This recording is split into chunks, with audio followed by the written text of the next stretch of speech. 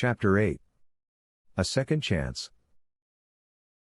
Jim stepped out of the car in front of his apartment house. "Are you sure you won't come in and say hello?" he asked. "Are you still married to the same girl?" asked Joe. Jim gave the usual answer. "I was the last time I looked." Joe smiled. "Good night, Jimmy." The car drove off, and Jim stood outside the building. The Braddocks had sold their radio. So May and the kids didn't know the result of tonight's fight. The door opened and Jay, Howard, and Rosie looked up at him with hopeful faces. May stood silently. "I won," he said. The children screamed and rushed toward him. Rosie pulled on his arm. "Daddy, Daddy, you have to see what I got you." She ran to the icebox. "Put it on your eyes," she said, pushing a thick steak into her father's hands. Jim looked at the meat. "Where did you get this?" "They all went to the butcher's shop," said May. "I tried to take it back. But the butcher says he gave it to her." "It's a steak," said Rosie. "It'll fix your face." Jim held the thick steak up. He could almost smell it, hear it cooking. He went down on his knees to speak to his daughter fighter to fighter. "Rosie, we have to eat this." But Rosie shouted, "No. You have to put it on your face." Jim knew that it was useless to argue. He lay back and placed the cool steak across his eyes. He waited a few seconds, and then lifted one edge of the meat. Jay turned to his mother. "Do the announcer's voice, Mom." "Come on, May," said Jim with a smile. "Do the announcer." May's voice became loud. "Introducing the holder of the amateur title for light heavyweight. And heavyweight. From New Jersey. The future heavyweight champion of the world. James J. Braddock."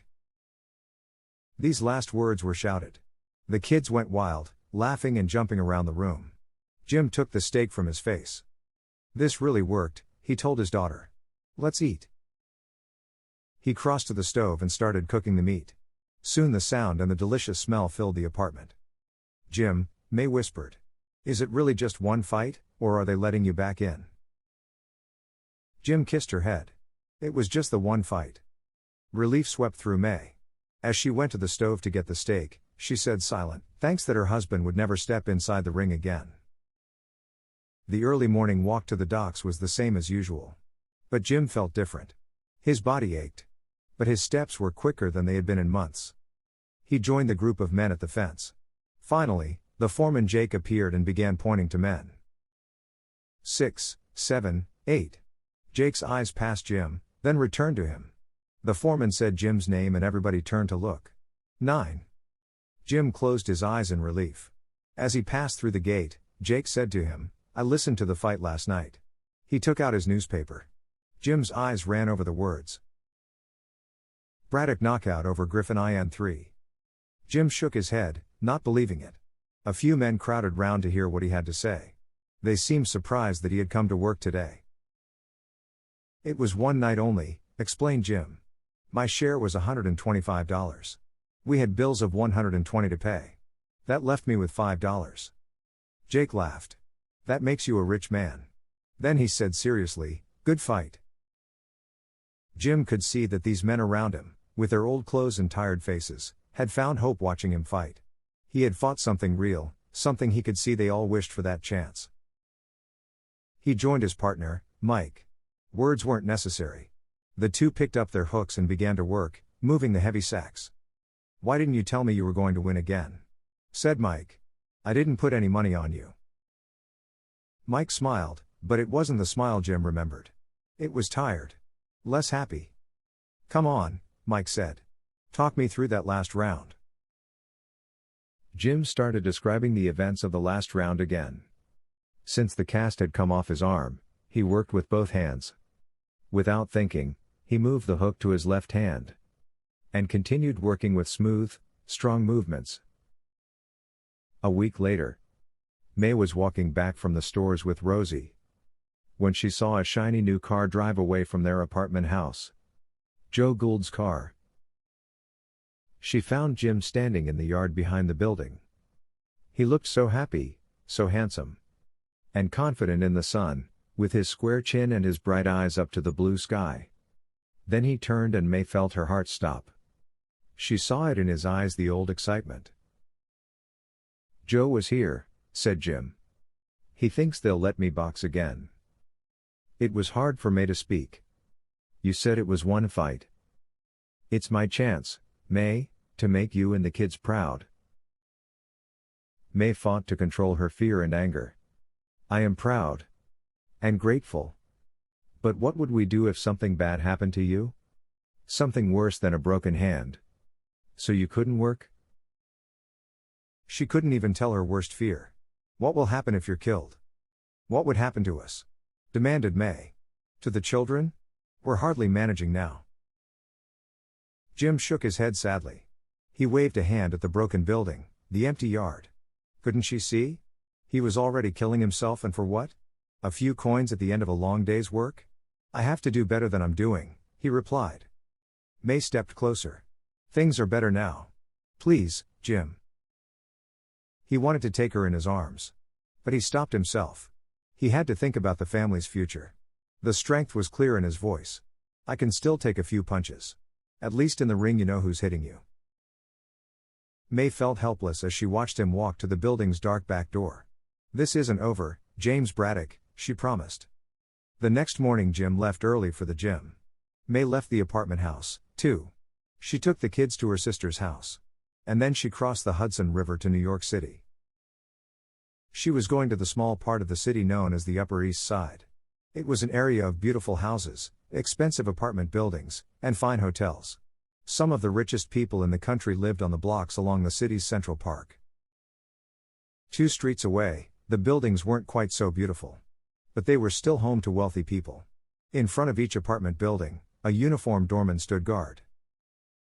When she reached the tall building, she looked up, trying to guess how many floors it had. She went through the beautiful entrance hall to the elevator.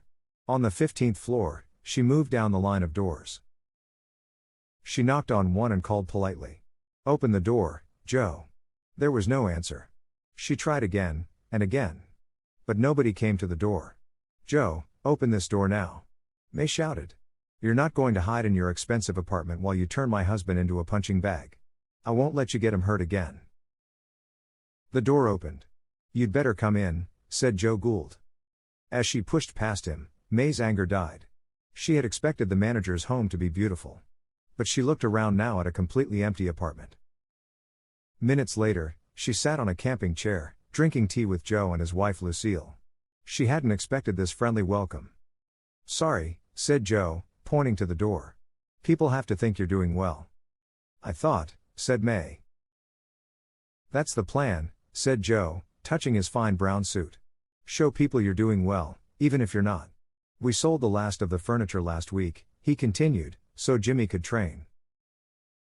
Why? May asked. Sometimes you see something in a fighter, something to hope for, answered Joe. Jimmy's what I hope for. May shook her head. This is crazy. You don't even know if you can get him a fight, do you? I'll get him a fight, Joe said, if it's the last thing I do. Chapter 9. Not the same guy. The gym owner, Joe Jeanette, looked pleased. You've been training, Jimmy. I've been working, Joe. Not training. Show me what work you did. I was lifting sacks at the dock, explained Jim. We used a hook, like this. He showed the movement. That's the perfect punching exercise, said Jeanette. You've been getting a powerful left hand, and you didn't even know it. In the next few weeks, Braddock trained hard. After all those months of hard work, it was like a vacation to train with Jeanette. But the trainer pushed him hard. Every week there were new exercises, new skills to learn and practice. While Braddock worked at the gym, Joe Gould was busy in other ways. At Madison Square Garden, he walked into Jimmy Johnston's office and sat down.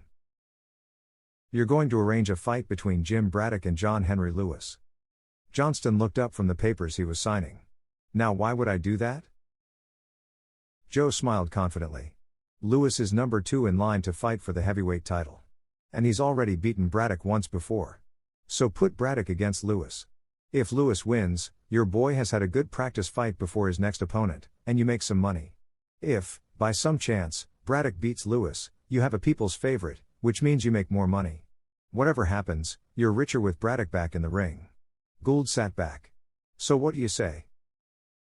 As soon as he got an answer, Joe rushed back to the gym. I got you a fight, he told Jim from the ropes. You're going to fight John Henry Lewis again. Jim climbed out of the ring. I could kiss you. Joe took a step back. Please don't. The manager became suddenly serious. I won't lie, Jimmy. You're in this fight because you're meat.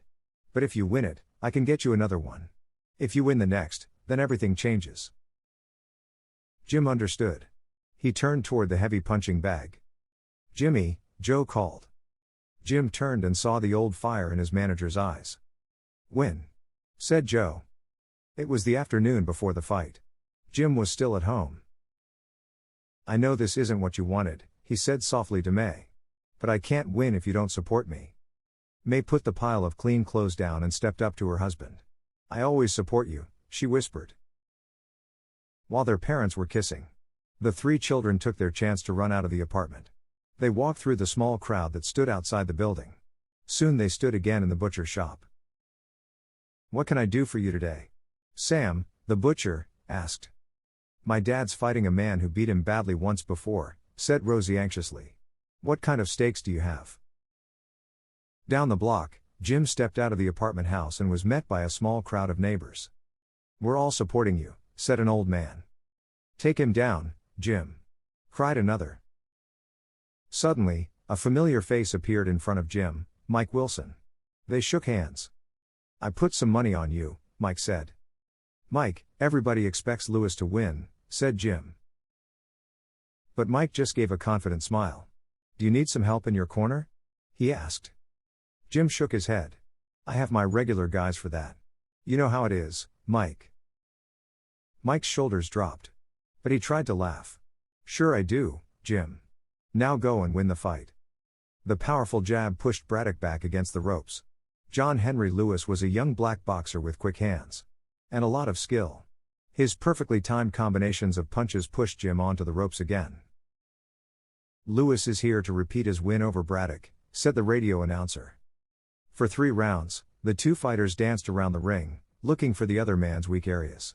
Then, in the 4th round, the fight became serious. The fighters went toe-to-toe, refusing to step back. In his corner at the end of the round, Lewis looked confused. You beat this guy easily last time. His manager screamed. Lewis just shook his head. He isn't the same guy. In the opposite corner, Gould checked Braddock's face. The boxer was tired and breathing hard, his body covered with sweat. He's even faster than I remember, said Jim. Gould spoke into the boxer's ear. He's fast, but he'll be slower after a few more punches. Watch him, he always moves to the right. Both fighters started round 5 like mad animals. Leather gloves flew, and neither man backed away. Suddenly, Braddock hit his opponent with a powerful cross and Lewis was down on one knee. When the fight continued, Lewis wasn't able to protect himself, letting Braddock knock him back onto the ropes. In the end, the judges gave the fight to Braddock.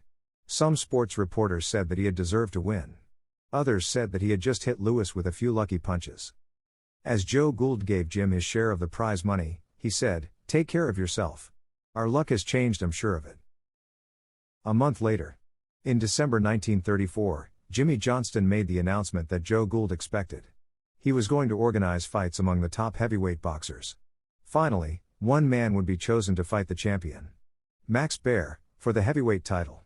Johnston had several boxers in mind. But Braddock wasn't one of them. He didn't think that Braddock was lucky he was good. Johnston didn't want the New Jersey boxer to stop another of his young stars. But Gould refused to take no for an answer. Again and again he went to Johnston's office, trying to get a fight for his man. How about a fight with Art Lasky? He tried. At first Johnston refused. But, after hearing how confident Lasky's people were, he changed his mind. Braddock's next fight was going to be with Art Lasky. He was a young fighter from Minnesota who had won a few fights in the West. He wasn't as fast as Lewis, but he was big and strong. The Lasky fight started well for Braddock. In the early rounds, his opponent couldn't get past Braddock's gloves. The boxer from Minnesota took a lot of punishment and soon his nose was bloody. Everything changed in the 5th round. Lasky started hitting Braddock with punch after punch to the body.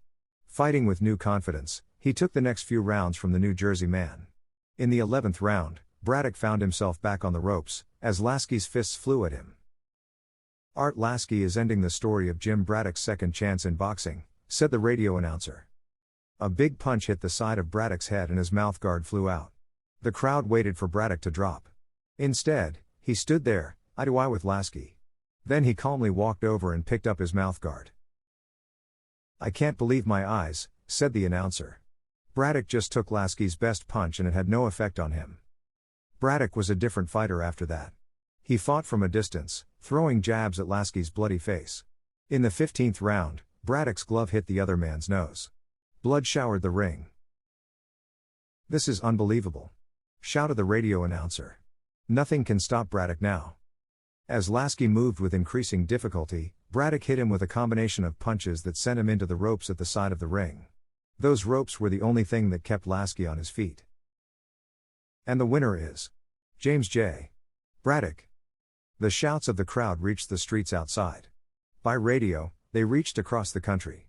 They were heard in Branson, Missouri, where Ansel Hoffman ran to another room in the hotel he was staying in. He knocked at the door urgently. Max Baer, the heavyweight champion of the world, opened the door and looked down angrily at Hoffman. "Jim Braddock just beat Lasky," said the champion's manager. "He's the #1 challenger for your title." Baer replied with an ugly smile. "The guy's a loser," he said. "Tell Johnston to find me somebody who can fight back." Then he shut the door in Ansel's face.